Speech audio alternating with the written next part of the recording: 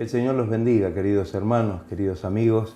Es un gozo muy grande nuevamente poder estar reuniéndonos a través de este medio, buscando la presencia del Señor, buscando que el Señor pueda obrar en nuestras vidas y compartiendo esa bendición con todos nuestros hermanos. Vamos a estar orando, vamos a estar cantando, alabando al Señor y también leyendo y reflexionando sobre la palabra del Señor, que siempre tiene un mensaje para nuestra vida, que es de bendición y de edificación. Amén. ¿Cómo están, amados hermanos? Bueno, aquí nuevamente con el propósito de alabar el nombre de nuestro Señor, con el propósito de agradecer por su grandeza, por sus grandes bendiciones sobre nuestras vidas. Y también les quería contar, la semana pasada estuve anunciando la reunión de mujeres que íbamos a tener próximamente. Entonces les quiero comentar que ayer tuvimos la reunión, que fue una verdadera bendición poder juntarnos con todas las mujeres de la iglesia.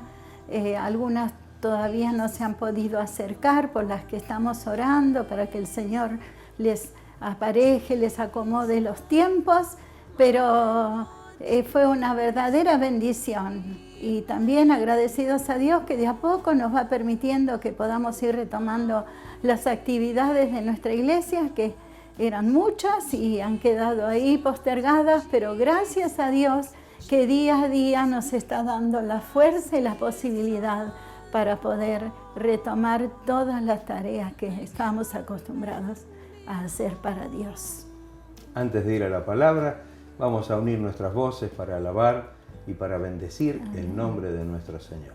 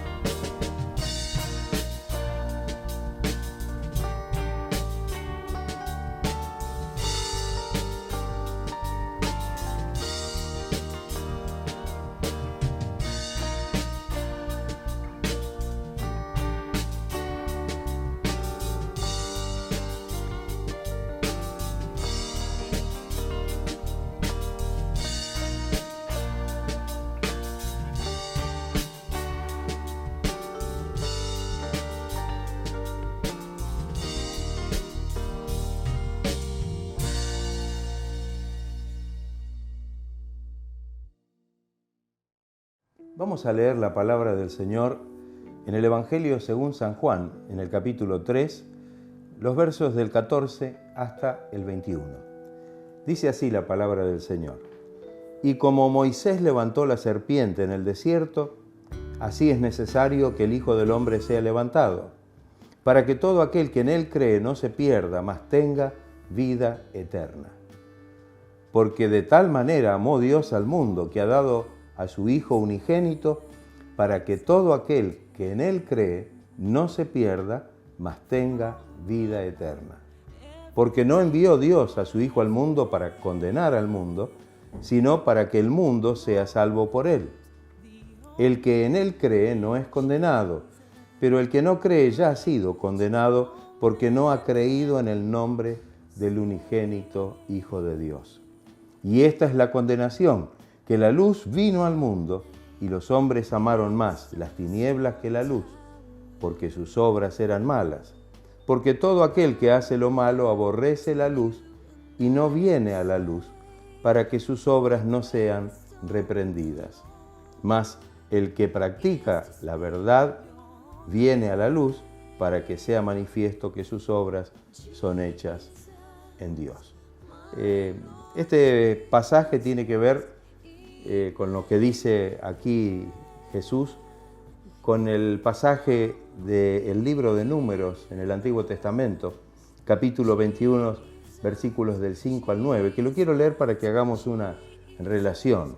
Los hijos de Israel se rebelaron contra Dios y contra Moisés, hablaron mal, y entonces Dios realmente tuvo que intervenir. Dice, y habló el pueblo contra Dios y contra Moisés. ¿Por qué nos hiciste subir de Egipto para que muramos en este desierto? Pues no hay pan ni agua, y nuestra alma tiene fastidio de este pan tan liviano. Y Jehová envió entre el pueblo serpientes ardientes, que mordían al pueblo, y murió mucho pueblo de Israel. Entonces el pueblo vino a Moisés y dijo, hemos pecado por haber hablado contra Jehová y contra ti. Ruega a Jehová que quite de nosotros estas serpientes. Y Moisés oró por el pueblo, y Jehová dijo a Moisés, hazte una serpiente ardiente, ponla sobre un asta, y cualquiera que fuere mordido y mirare a ella vivirá. Y Moisés hizo una serpiente de bronce y la puso sobre un asta, y cuando alguna serpiente mordía a alguno, miraba a la serpiente de bronce y vivía. Jesús está usando esta historia, por supuesto real, verídica, acontecida al pueblo de Israel durante su peregrinar en el desierto, para ilustrar en qué consiste la perdición que viene por medio del pecado y la salvación que podemos alcanzar mediante la fe en el sacrificio de Cristo en la cruz del Calvario. Cristo vino a salvarnos de la naturaleza mortífera y destructiva del pecado, que como una serpiente venenosa difunde ese veneno por toda la naturaleza del ser humano, espíritu, alma y cuerpo. Tenemos que decir que el pecado está bajo el castigo de Dios. En el ejemplo que hemos visto de Israel, Dios castiga al pueblo enviando serpientes venenosas que causaban la muerte. El pueblo comenzó a clamar a Dios reconociendo que habían pecado y que pedían clemencia, que Dios los librara de esta situación. Moisés intercede ante Dios y Dios provee un remedio, un medio de salvación. Y manda a Moisés a hacer una serpiente de bronce y ponerla sobre un asta en lo alto del campamento. Y todo el que era mordido y miraba a la serpiente de bronce quedaba sano. Podemos imaginar con qué desesperación acudían aquellos que eran mordidos por las serpientes a esta serpiente de bronce para recibir la sanidad y la vida, porque estas serpientes eran venenosas. Así, de la misma forma, el pecador debe acudir a la cruz de nuestro Señor Jesucristo. Mirar al Señor con plena confianza para poder ser libres de todo mal. están aquí todos los elementos que integran el proceso de la salvación. El pecado que nos esclaviza y lleva a la perdición, el arrepentimiento que nos hace reconocer la situación perdida en que estamos o a la que hemos llegado, el alzar los ojos y acudir al Señor en busca de socorro, la provisión del remedio de parte de Dios para que todo aquel que acuda o que acude a Él con corazón contrito, por medio de la obra del Espíritu Santo y con una fe puesta en Jesucristo como único y suficiente Salvador y mediador entre los hombres, pueda alcanzar de esta manera la vida, la salvación eterna. Qué importante. El apóstol Pablo dice, porque hay, cuando le escribe la carta a Timoteo, capítulo 2, verso 5, porque hay un solo Dios y un solo mediador entre Dios y los hombres, Jesucristo hombre. Y también el apóstol Pedro, cuando leemos en el libro de los Hechos, dice, y en ningún otro hay salvación, porque no hay otro nombre bajo el cielo dado a los hombres en quien podamos ser salvos. Tenemos que mirar a Cristo, así como aquellos tenían que mirar esa serpiente que fue de bronce, que fue levantada en ese asta de madera. Ahora la humanidad debe mirar a Cristo, que fue levantado allí en la cruz del Calvario, para poder ser libre. Esa mirada, por supuesto, tiene que ser una mirada de fe. El comentarista Matthew Henry dice, por eso la fe no puede ser una mirada fría, intelectual o aún sentimental a la cruz del Salvador, sino una mirada angustiosa, como la de aquel que sabe que en el mirar se va la vida, y una vida como no una vida como la de este mundo, sino la vida eterna. Qué buena reflexión, ¿no? Que podamos entender que debemos acudir de todo corazón, no simplemente con el hecho de una acción nada más, sino de corazón, sabiendo que allí se hace la diferencia entre la vida y la muerte, entre morir en el pecado o vivir a través de la obra redentora de Cristo en el Calvario. Este es el gran dilema al que nos confronta la cruz de Cristo, ante la cual nadie puede ser indiferente. O recibimos por fe al Salvador, o lo rechazamos con las consecuencias que esta decisión conlleva. Qué importante esto, ¿no? Qué importante poder tomar conciencia de esta verdad. Jesús, el Hijo de Dios, fue levantado, así como la serpiente de bronce en el desierto. Esta serpiente tenía la misma forma de las serpientes venenosas, pero no tenía veneno.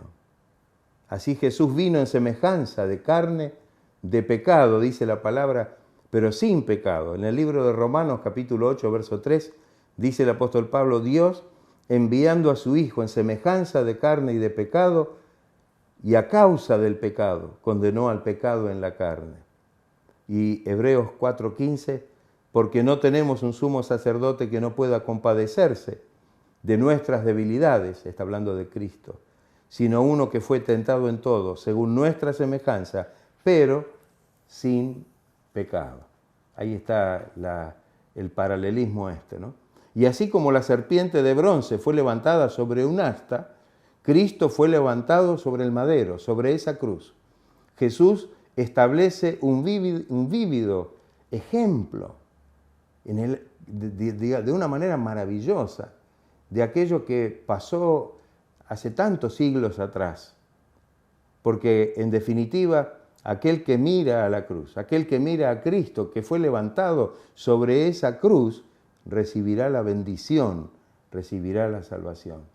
Jesucristo, así como esa serpiente de bronce fue colocada en lo alto, en el asta de madera, así Jesucristo fue levantado sobre la cruz. Se usa una palabra para levantar que es supsó en el griego, que significa levantar e indica la exaltación de Cristo mediante su muerte en la cruz. Qué importante esto, ¿no? Cómo se dan las dos cosas. Por un lado, la cruz significa humillación de Cristo, porque como dice Pablo cuando le escribe a los filipenses, que el Señor fue humillado y esa humillación como ser humano, como hombre, lo llevó hasta la muerte y muerte de cruz. Pero al ser levantado sobre esa cruz, fue exaltado, como dice recién, como hemos leído en la palabra, para que realmente a través de su muerte podamos encontrar la salvación y la vida eterna.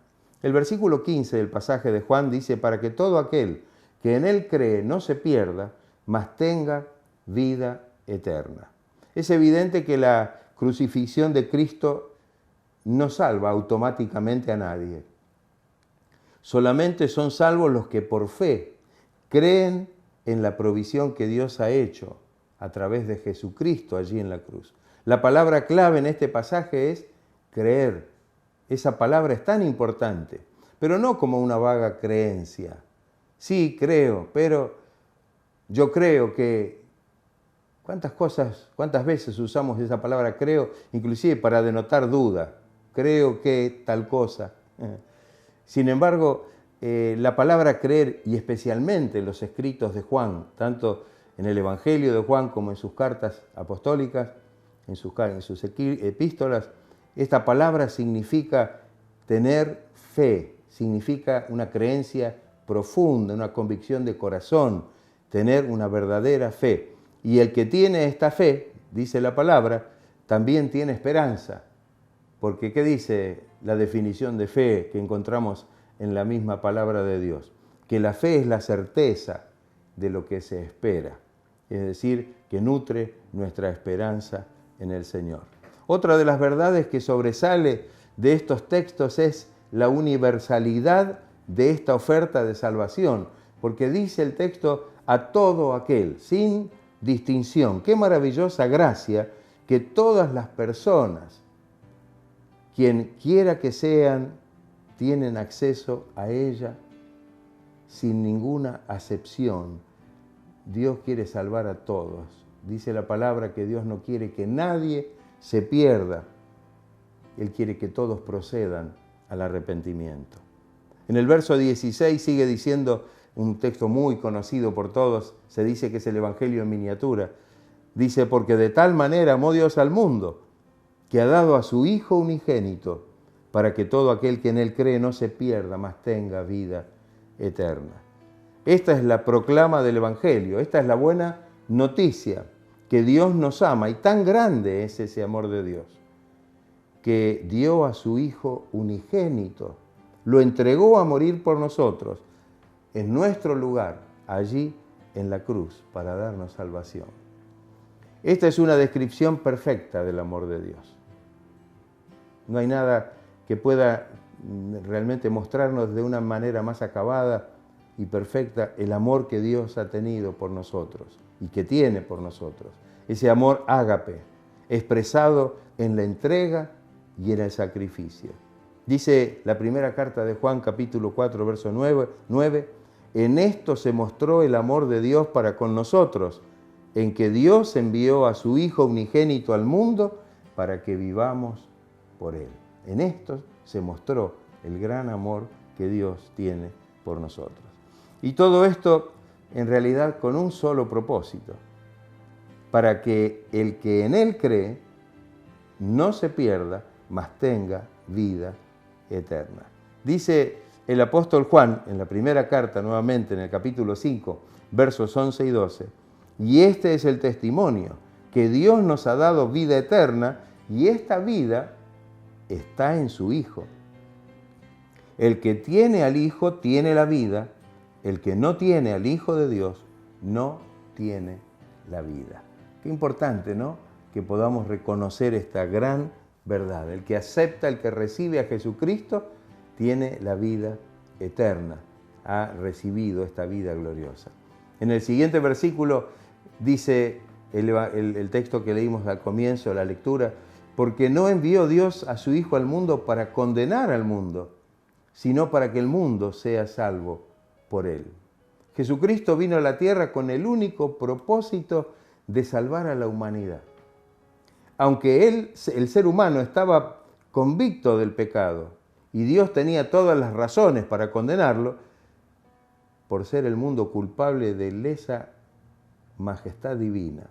Sin embargo, Dios nos da la oportunidad de comparecer ante el trono de su gracia con la causa ganada a nuestro favor. Hay dos textos maravillosos que atestiguan esta verdad. Cuando leemos la carta a los Colosenses, capítulo 2, y los versículos 13 y 14, dice el apóstol Pablo, y a vosotros, es decir, a todos, a nosotros también, estando muertos en pecados y en la incircuncisión de nuestra carne, os dio vida juntamente con Él, perdonándoos todos los pecados, anulando el acta de los decretos que había contra nosotros, que nos era contraria, quitándola de en medio y clavándola en la cruz. Mire la obra maravillosa del Señor. El texto de Hebreos 4:16 dice, acerquémonos pues confiadamente al trono de la gracia para hallar gracia para el oportuno socorro, alcanzar misericordia y hallar gracia para el oportuno socorro. Qué maravilloso que podamos comprender esta verdad, que podamos ver que realmente la obra está hecha y que hoy, a través de la obra que Jesucristo hizo, somos libres de toda condenación. Por eso el apóstol Pablo afirma esto de una manera muy concreta. Cuando escribe a la iglesia de Roma, en el capítulo 8, verso 1, les dice, ahora pues, ninguna condenación hay para los que están en Cristo Jesús. Los que no andan, los que no viven conforme a la carne, sino conforme al Espíritu. Jesús mismo lo confirma esto, cuando dice, al que oye mis palabras y no las guarda, yo no le juzgo, porque no he venido a juzgar al mundo, sino a salvar al mundo.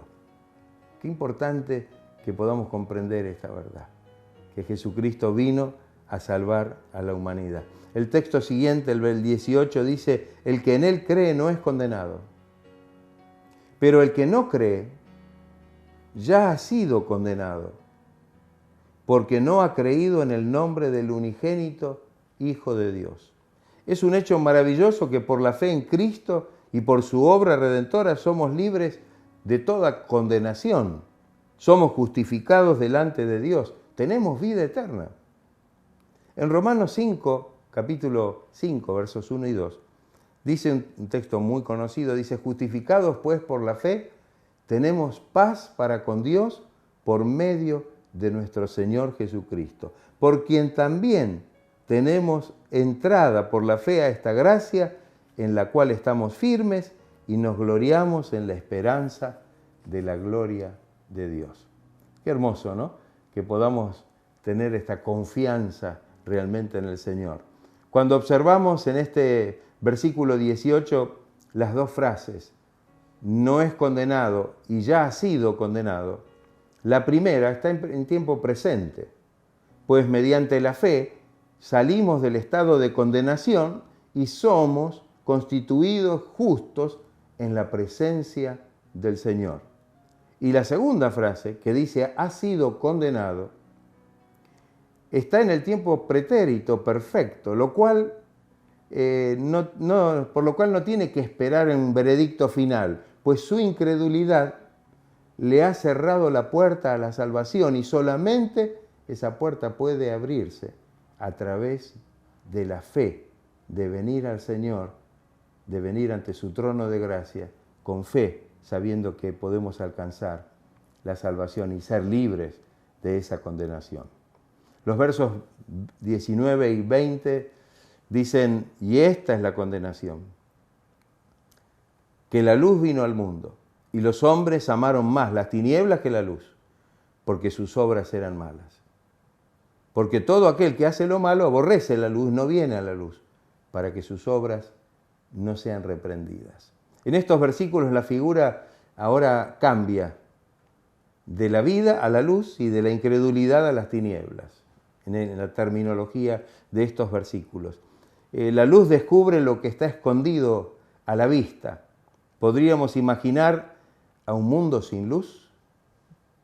No podríamos, no habría vida, ¿no? y mucho más oscuro estaría sin la luz del Evangelio de Cristo.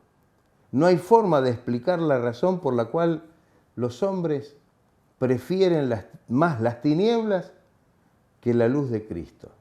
No hay algo razonable que nos explique, que nos dé el porqué. Pero sí las palabras de Jesús revelan esta razón. Cuando Jesús dice que los hombres, o el porqué, es que los hombres amaron más las tinieblas que la luz, porque sus obras eran malas. Pero, ¿habrá forma de ocultar nuestras malas acciones, nuestras malas obras, ante aquel que todo lo ve y que todo lo puede escudriñar? Dice el salmista en el Salmo 139, versículo 12, aún las tinieblas no encubren de ti, y la noche resplandece como el día. Es inútil que queramos esconderlos en las tinieblas si realmente delante de Dios dice que las tinieblas son para Él o delante de Él como la luz, no pueden encubrir a nadie.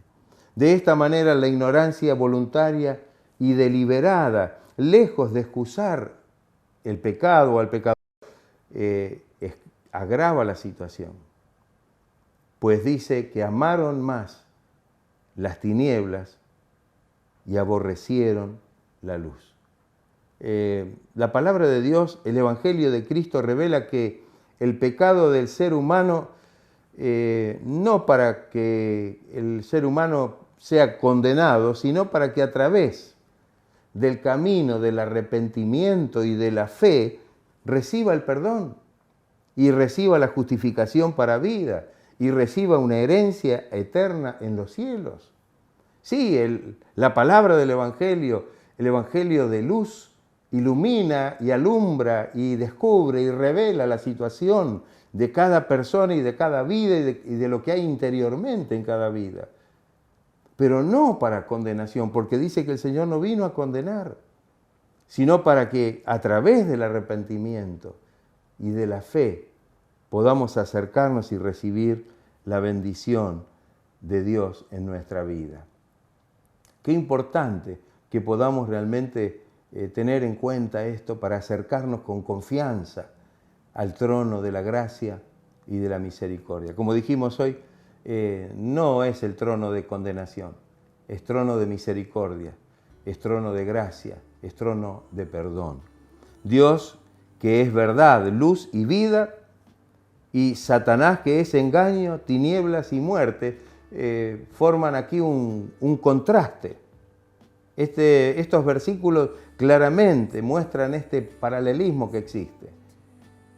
Podemos decir que el mensaje del Evangelio es para que todos conozcan la verdad que nos hace libres.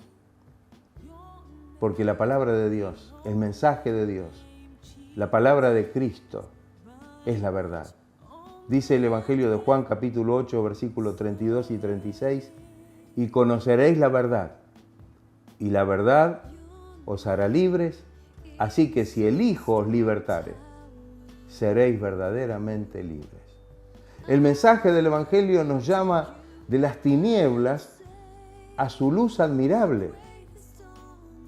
Primera de Pedro 2:9 dice, mas vosotros, les dice a los creyentes, a los que han recibido esta verdad, esta maravillosa vida, sois linaje escogido, real sacerdocio, nación santa, pueblo adquirido por Dios para que anunciéis las virtudes de aquel que os llamó de las tinieblas a su luz admirable. Qué hermoso, ¿no? Que a través de la palabra del Evangelio el Señor hace una obra tan grande y nos llama de las tinieblas, del pecado y de la condenación y perdición, realmente a vivir una vida renovada, una vida gloriosa y con todas las bendiciones que Él tiene preparadas para nosotros. Finalmente, el mensaje del Evangelio es para que en realidad pasemos de muerte a vida. Hay un texto muy hermoso en el Evangelio de Juan, en el capítulo 5, verso 24. Dice, de cierto, Jesús dijo, de cierto os digo, el que oye mi palabra y cree al que me envió, tiene en presente vida eterna y no vendrá a condenación, no será condenado, mas ha pasado de muerte a vida.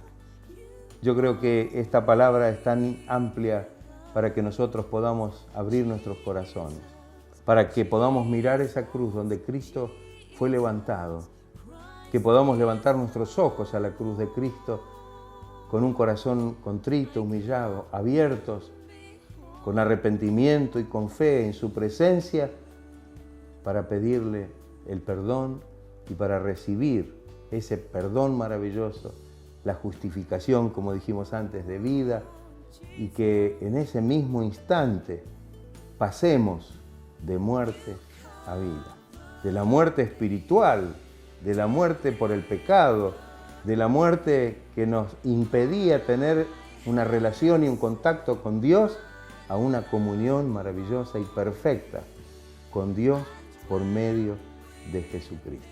Que Dios esté bendiciendo cada vida, que esta palabra pueda llegar a los corazones y aquellos que no han dado su paso de fe, de acercarse al Señor y creer en el Señor, de mirar, de escuchar la palabra del Evangelio y abrir su corazón y mirar a Cristo, no en una imagen de material, sino por el Espíritu, poder realmente mirar al Señor, aquel que fue clavado sobre esa cruz y que pagó un precio tan alto para darnos salvación.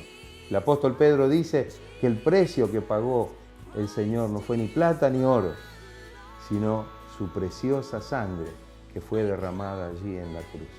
Que Dios nos ayude, que abramos nuestros corazones, porque el Señor murió para salvarnos, para que podamos tener vida, para que podamos tener vida abundante, para que podamos tener vida eterna en Cristo Jesús. Que Dios los bendiga ricamente, que la gracia del Señor pueda estar obrando en cada corazón.